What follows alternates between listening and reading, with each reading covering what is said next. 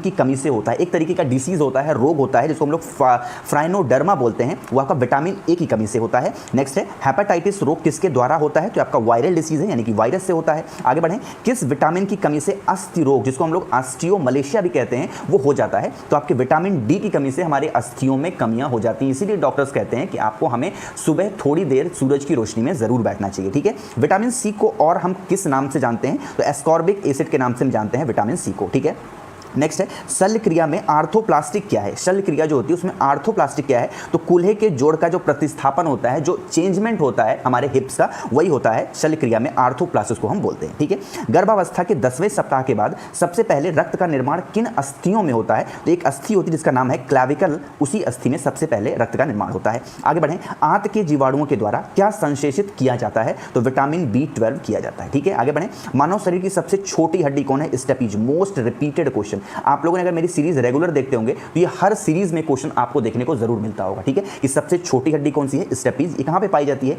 कान में पाई जाती है। ठीक है, फाइलेरिया रोग से क्या प्रभावित होता है, तो लासिका जो होती है हमारी फाइलेरिया रोग से प्रभावित होती है, इफेक्टिव होती है। लौंग में पाए जाने वाला सारभूत तेल कौन सा है, उसको हम लोग यूजिनॉल भी बोलते हैं। ठीक है, ध्यान रखिएगा। आगे हम लोग बढ़ें, नेक्स्ट है कि किसी वृक्ष की आयु का निर्धारण किसके आधार पर किया जाता है। ठीक है, तो उसके विकास वलय के आधार पर हम ये पता लगाते हैं कि वृक्ष कितने साल पुराना है। ठीक है, जो वलियां होती हैं उसमें ना, उससे पता लगाते हैं।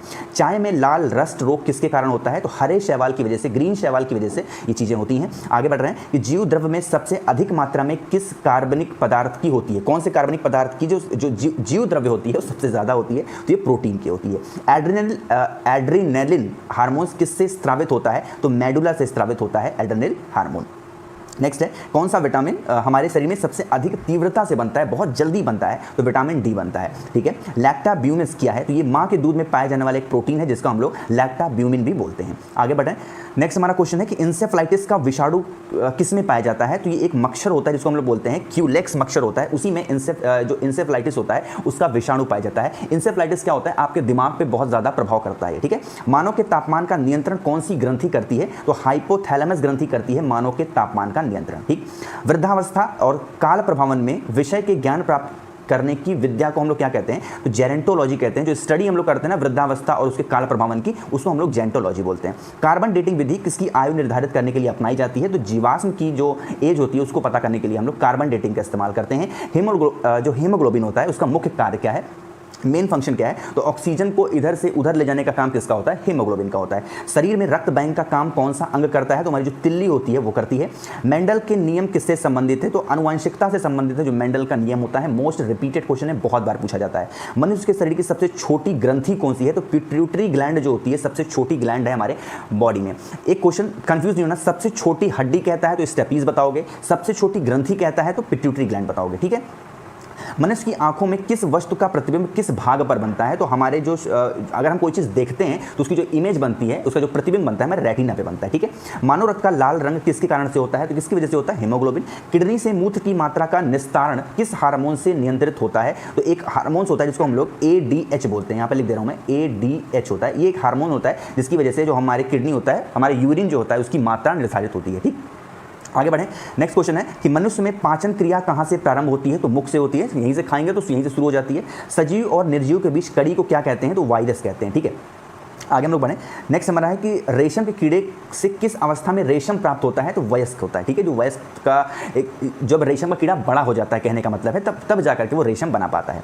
वसा में विलय विटामिन कौन सी है, मैंने आपको ट्रिक भी बताया था पिछले वाले वीडियो में, कीड़ा आप ध्यान रखेंगे तो वसा में विलय वाला ये हमारा विटामिन ध्यान रहेगा आपको। ठीक है, तो ADE के। ठीक, आगे बढ़ें, कौन सा विटामिन किसी स्वप्न को पर्याप्त अवधि तक याद रखने में सहायता करता है, तो विटामिन B6 जो होता है, कोई भी सपना हम देखते हैं तो बहुत देर तक याद करता है, यही विटामिन की वजह से ऐसा होता है। कौन सा विटामिन DNA संश्लेषण में सहायक होता है, तो विटामिन B12 और फोलिक एसिड, ये दो विटामिन ऐसे हैं जो DNA संश्लेषण में हमारे हेल्प करते हैं। मानव में तापमान का नियंत्रण कौन सी ग्रंथि करती है, अभी आपको बताया हाइपोथैलेमस। विटामिन B6 को और हम कौन से नाम से जानते हैं, तो पायरोडोक्सिन के नाम से जानते हैं B6 को। ठीक है, ध्यान रखिएगा। आगे बढ़ें, नेक्स्ट है टिश्यू कल्चर का अध्ययन किसके लिए उपयोगी होता है, तो आनुवंशिकी के अध्ययन को हम लोग क्या बोलते हैं, आनुवंशिकी जो पढ़ते हैं उसमें उसी को हम लोग टिश्यू कल्चर बोलते हैं। ठीक, आगे बढ़े, रक्त धारा में ऑक्सीजन ले जाने वाले प्रोटीन क्या होता है, तो हीमोग्लोबिन होता है। देखो कोई भी चीज़ मैं जब बोलता हूँ ना तो ऐसा होता है कि सिर्फ मुझे बोलते जाना है और आपको बस वन लाइनर क्वेश्चन है तो आपको बताते जाना है। तो कभी कभी क्या होता है कि टंग स्लिप हो जाती है, कुछ क्वेश्चन ऐसे होते हैं जो गलत पढ़ देते हैं, तो उतना माइंड मत किया करिए, थोड़ा सा अपना कॉमन सेंस लगाया करिए, देखते जाइए, सुनते जाइए, सारी चीज़ें आपके दिमाग में सेट होंगी। और आज मेरी पहली बार जो भी लोग सुन रहे हैं चैनल को सब्सक्राइब करना, ठीक।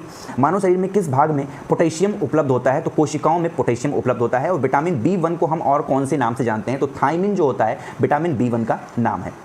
नेक्स्ट है, मानव त्वचा में आंतरिक परत को हम लोग क्या कहते हैं, तो डर्मिस होता है। जो हमारे आंतरिक इंटरनल एक लेयर होती है उसको हम लोग क्या बोलते हैं, डर्मिस। मानव त्वचा में सबसे बाहरी परत को क्या कहते हैं, तो एपिडर्मिस बोलते हैं। जैसे कि हमारा अगर मान लो ये हाथ है तो ये कई लेयर में बना हुआ है, ठीक है, कई लेयर में है। तो सबसे ऊपर वाला जो लेयर है उसको क्या बोलते हैं, एपिडर्मिस बोलते हैं, और नीचे की परत को क्या बोलते हैं, डर्मिस बोलते हैं, ठीक। मानव त्वचा में सबसे बाहरी परत में पाए जाने वाले प्रोटीन को क्या कहते हैं, तो कैरोटीन बोलते हैं, जो हमारे सबसे बाहर वाले हिस्से में पाए जाते हैं त्वचा में।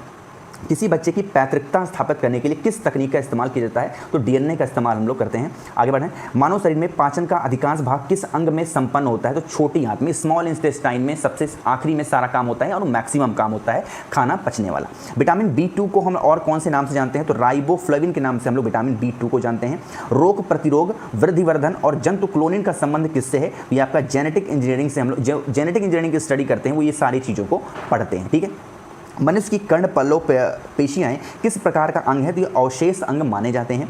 निद्रालु व्याधि रोग की वाहक कौन सी मक्खी होती है, तो एक मक्खी है जिसका नाम है सेठकी मक्खी, यही इसके लिए उत्तरदायी है। विटामिन ए का रासायनिक नाम क्या है, तो क्या होता है हमारा एक्सेरोफाइटोल। विटामिन ए का जो रासायनिक नाम है, केमिकल नाम है, वो एक्सेटरोफाइरोल है, ठीक है। थोड़ा सा नाम थोड़ा जल्दी पढ़ रहा हूँ इसलिए पढ़ नहीं मिल रहा है। गुणसूत्र किससे बनते हैं, तो डीएनए तथा प्रोटीन से बनते हैं। जो गुणसूत्र होते हैं, क्रोमोसोम्स होते हैं, वो डीएनए और प्रोटीन से बनते हैं। पदार्थ की चौथी अवस्था को हम लोग क्या कहते हैं, तो प्लाज्मा बोला जाता है। अस्थियों के स्वास्थ्य हेतु आवश्यक पोषक तत्व कौन से होते हैं, तो कैल्शियम या फिर विटामिन डी। कैल्शियम और विटामिन डी जो होता है वो हमारी अस्थियों यानी कि जो हमारी हड्डियाँ होती हैं उसके स्वास्थ्य के लिए बहुत ज़्यादा उत्तरदायी होते हैं, ठीक है। नेक्स्ट है कि लार में पाया जाने वाला वह एंजाइम कौन सा है जो स्टार्च को ग्लूकोज में कन्वर्ट करता है, तो फाइलिम जो होता है एक तरीके का आप कहते हो तो एंजाइम पाया जाता है जो स्टार्च को क्या करता है, ग्लूकोज में कन्वर्ट कर देता है। ऑक्सीजन की उपस्थिति में ग्लूकोज का कार्बन डाइऑक्साइड और पानी में ऊर्जा के विमोचन में संपूर्ण रूपांतरण क्या कहलाता है, तो वायु श्वसन कहलाता है। मानव शरीर हेतु सर्वाधिक ऊर्जा किस पोषक तत्व द्वारा प्रदान की जाती है, तो वसा के द्वारा प्रदान की जाती है। आगे बढ़ें, मनुष्य के शरीर में रक्त का कौन सा भाग रोगों का प्रतिरोध करता है, तो WBC जिसको हम लोग बोलते हैं, ये क्या करता है, हमारी इम्यून सिस्टम को बढ़ाता है। जो रोग प्रतिरोधक क्षमता है उसको बढ़ाने का काम करता है। मनुष्य शरीर में कठोर जो सबसे कठोरतम पदार्थ है, हार्डेस्ट मटेरियल कौन सा है, एनिमल है। आगे बढ़ें, नेक्स्ट है गोताखोर किस गैस के मिश्रण से सांस लेते हैं, तो ऑक्सीजन और हीलियम का एक मिश्रण उनके पास सिलेंडर होता है, उसी से वो सांस लेते हैं। मानव हृदय में कितने वाल्व होते हैं, तो 4 वाल्व होते हैं, 4 कक्ष होते हैं, ठीक है। नेक्स्ट है टेरामाइलिन नामक एंटीबायोटिक किससे प्राप्त होता है, तो सॉयल एंटीनोमेटिक से प्राप्त होता है। जो एक टेरामाइलिन नामक जो एंटीबायोटिक होता है वो आपका सॉयल एंटोमाइसिट से प्राप्त होता है।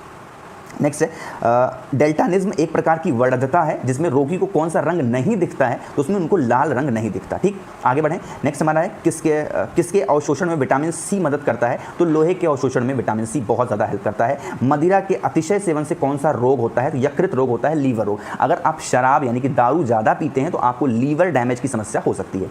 लाल रक्त कणिकाओं की वंशगति से क्या होता है, तो ल्यूकेमिया हो जाता है अगर लाल रक्त कणिकाओं की वंशगति होती है तो, ठीक है। आहार में एस्कॉर्बिक एसिड की कमी से कौन सा रोग होता है, तो स्कर्वी रोग हो जाता है अगर हम आहार में एस्कॉर्बिक एसिड नहीं लेते हैं तो। निकट दृष्टि दोष जिसको हम लोग मायोपिया भी बोलते हैं, दूर करने के लिए किस लेंस का इस्तेमाल होता है, अवतल लेंस का इस्तेमाल किया जाता है। किस विटामिन की कमी से रिकेटेक्स रोग होता है, तो विटामिन डी कमी से रिकेटेक रोग होता है। आगे बढ़ें, मानव की लाल रुधिर कणिकाओं की आयु कितनी होती है, तो 120 दिन होती है, जो हमारा आरबीसी जिसको आप शॉर्ट फॉर्म में बोल सकते हो, ठीक है। ईईजी नामक यंत्र से हम लोग क्या नापते हैं, कहते हैं ये मस्तिष्क की विद्युत सक्रियता को नापने के लिए ईईजी का इस्तेमाल होता है, ईईजी टेस्टिंग का इस्तेमाल होता है। नेक्स्ट है क्वाइसियोरकर की बीमारी किसकी कमी से होती है, तो प्रोटीन की बहुत ज़्यादा कमी की वजह से क्वाइसियोरकर बीमारी हो जाती है। मनुष्य कितने दांतों को दूध के दांत कहते हैं, तो 20 दांतों को दूध के दांत कहते हैं। मोस्ट रिपीटेड और इंपॉर्टेंट क्वेश्चन है ये। आगे बढ़ें, एंसेफ्लाइटिस से शरीर का कौन सा अंग प्रभावित होता है, अभी मैंने आपको स्टार्टिंग बताया था, जो हमारा दिमाग होता है उस पर बहुत ज़्यादा इफेक्ट करता है ये। यदि कोई व्यक्ति दूर की वस्तुओं को स्पष्ट ना देख सके तो उसको कौन सा नेत्र दोष होता है, तो उसको निकट दृष्टि दोष है जिसको हम लोग मायोपिया भी बोलते हैं।